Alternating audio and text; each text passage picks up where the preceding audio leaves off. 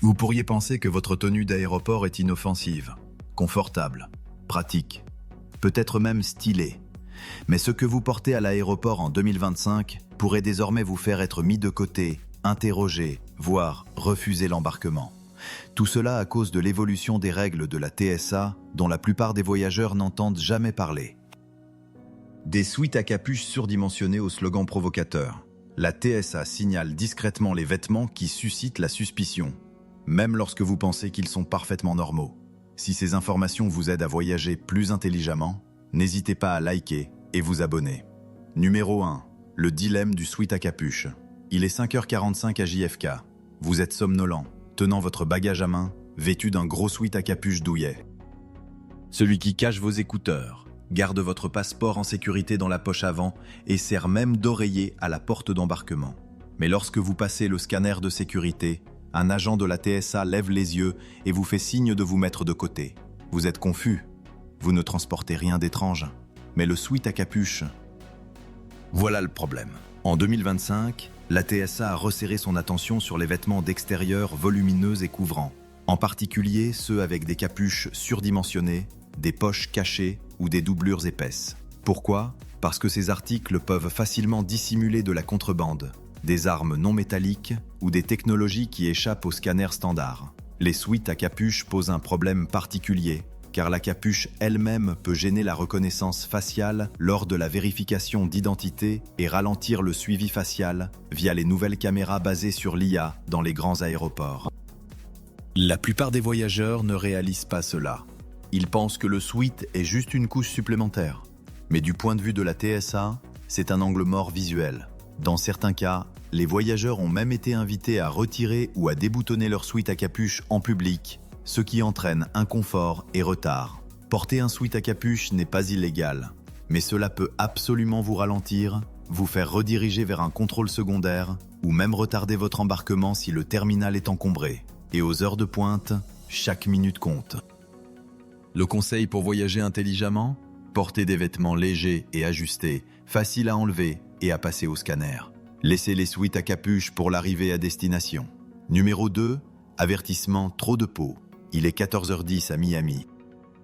Vous prenez un vol pour Cancun. Tongs, débardeurs et ensemble de voyages courts, vous êtes prêts pour les vacances. Mais en passant la sécurité, quelque chose cloche. Un agent de la TSA vous fait signe de vous mettre de côté. Vous êtes perplexe. Vous n'avez même pas de bagage à main. Le problème ne réside pas dans ce que vous transportez, mais dans ce que vous portez, ou plutôt dans ce que vous ne portez pas. Même si la TSA n'interdit pas officiellement les vêtements révélateurs, en 2025, les politiques de sécurité ont discrètement mis l'accent sur des tenues permettant un contrôle efficace et minimisant les interférences. Cela signifie que des vêtements trop minimalistes, comme des shorts très courts, des hauts dos nus ou des tissus transparents, peuvent susciter des inquiétudes quant à l'efficacité du scanner ou créer des moments gênants lors d'une palpation. Dans certains aéroports, les agents de sécurité sont formés à demander un contrôle secondaire lorsque le scanner ne peut pas distinguer clairement la peau des objets portés contre elle, comme des bijoux dissimulés, des patchs cachés ou même des tatouages dont la forme pourrait inquiéter. Il ne s'agit pas de modestie, mais de clarté du scanner et d'uniformité de la politique. De plus, des tenues laissant beaucoup de peau exposée peuvent involontairement compliquer les situations si une palpation est nécessaire, surtout dans des zones conservatrices ou lors de passages de frontières internationales. Et voici le vrai problème.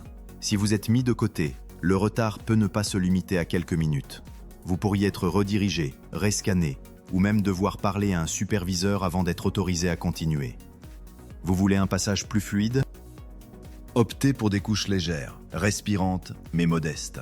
Une écharpe de voyage, un t-shirt ample ou un pantalon léger peut faire la différence entre passer rapidement ou rester pieds nus sur le tapis en caoutchouc, bras levés, sous le regard de tous. Numéro 3. Vêtements amples égale grande suspicion. Il est 7h15 à Chicago OR. Un adolescent portant un jogger surdimensionné, un sweat à capuche long et une doudoune s'approche du tapis de sécurité. Il rentre chez lui après un week-end de concert, les écouteurs dans les oreilles, sans y penser à deux fois.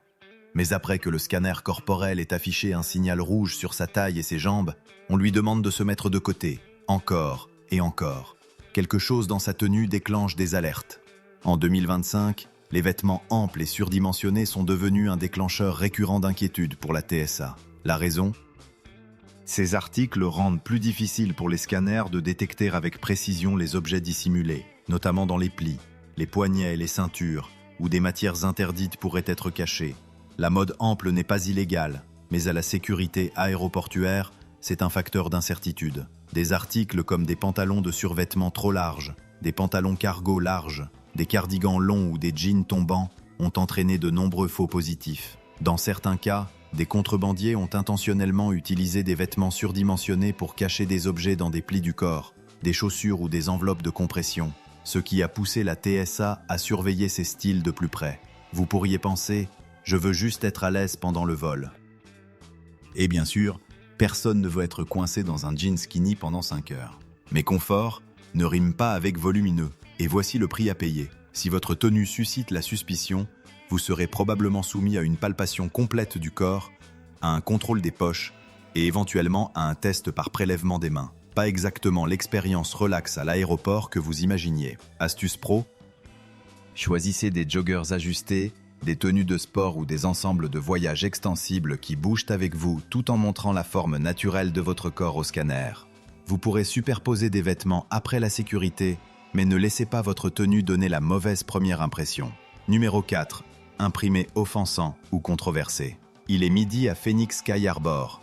Un homme dans la trentaine porte un t-shirt noir avec un graphisme audacieux, un dessin satirique représentant une checklist d'explosifs en guise de blague. Il pense que c'est malin. L'agent de la TSA, lui, ne l'entend pas de cette oreille. En quelques instants, on lui demande de se mettre de côté. Il est interrogé et finalement invité à changer de t-shirt avant de pouvoir continuer. En 2025, la TSA et le personnel des portes d'embarquement des compagnies aériennes ont très peu de tolérance pour les vêtements portant des messages violents, grossiers ou politiquement chargés. Même si le t-shirt est légal à porter en public, l'aéroport est un espace à haute sécurité fédérale et le seuil de ce qui est considéré comme perturbateur ou susceptible d'escalade est beaucoup plus bas. Il n'est pas nécessaire que ce soit extrême. Les t-shirts faisant référence aux armes à feu, aux slogans politiques provocateurs, ou même aux mèmes mentionnant drogue, bombes ou sécurité aéroportuaire ont déclenché des incidents. Certains voyageurs se sont même vus refuser l'embarquement, surtout lorsque l'équipage estime que le t-shirt pourrait troubler ou offenser les autres passagers. L'objectif de la TSA est la sécurité et la fluidité du processus, pas le débat sur la liberté d'expression. Et tout ce qui crée tension ou confusion, même brièvement, devient un risque logistique. Au-delà des retards, il y a l'embarras. Se voir demander devant des inconnus de retourner son t-shirt ou si vous avez autre chose à porter n'est pas la manière dont vous voulez commencer votre voyage. Et si vous résistez, cela peut constituer un motif d'exclusion du vol sous le statut de passager non coopératif. Les voyageurs avisés savent. Gardez le sarcasme pour la destination. À l'aéroport, le neutre gagne.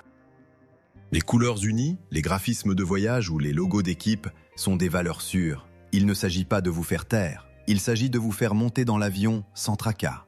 Numéro 5. Vêtements culturels et biais inconscients. Il est 20h50 à l'aéroport international de San Francisco. Une femme portant une abaya traditionnelle et un hijab s'approche du point de contrôle TSA. Elle est calme, coopérative et préparée. Mais en plaçant ses affaires sur le tapis, elle remarque que l'agent la surveille un peu trop attentivement. Quelques secondes plus tard, on lui demande de subir un contrôle supplémentaire, tandis que d'autres personnes dans la file, vêtues de manteaux et d'écharpes, passent sans problème. Elle n'a rien fait de mal, et pourtant, elle est retardée. Encore une fois.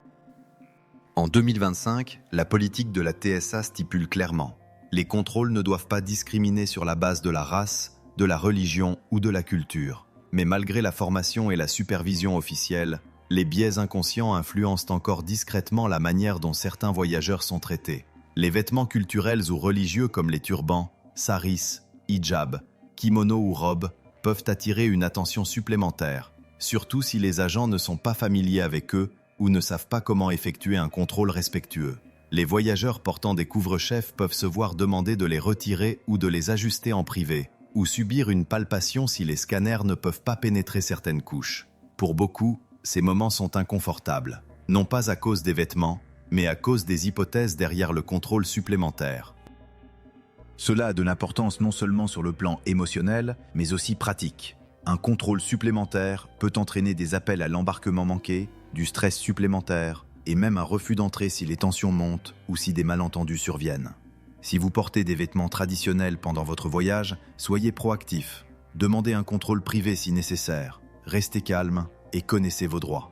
La TSA autorise les couvre-chefs religieux, mais la communication est essentielle. Astuce voyage: imprimez la politique officielle de la TSA sur les vêtements religieux et gardez-la à portée de main.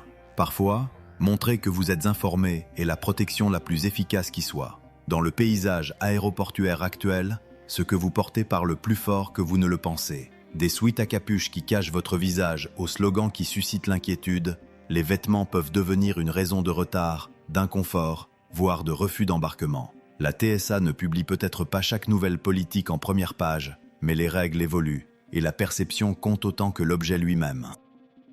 Il ne s'agit pas de contrôler la mode, il s'agit de fluidité de la sécurité, de clarté des scanners, et de réduire tout ce qui pourrait déclencher un signal d'alerte, même involontairement.